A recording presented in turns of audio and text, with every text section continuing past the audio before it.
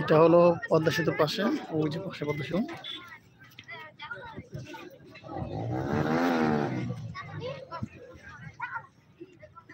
হলো পদ্মা সেতু দেখা যাচ্ছে, বেরিবাদ বলে।